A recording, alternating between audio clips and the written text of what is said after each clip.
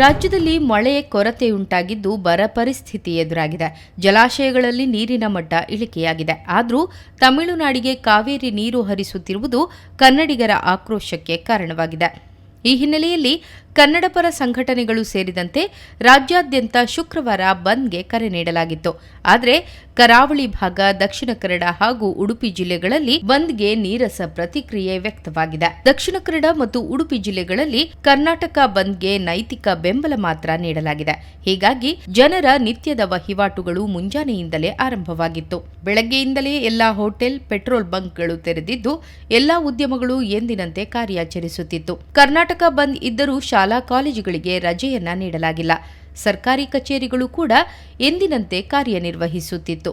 ಬಂದ್ನಿಂದ ಹಲವು ಜಿಲ್ಲೆಗಳಲ್ಲಿ ಜನಜೀವನ ಅಸ್ತವ್ಯಸ್ತಗೊಂಡಿದ್ದು, ಕರಾವಳಿಯಲ್ಲಿ ನೀರಸ ಪ್ರತಿಕ್ರಿಯೆ ವ್ಯಕ್ತವಾಗಿತ್ತು.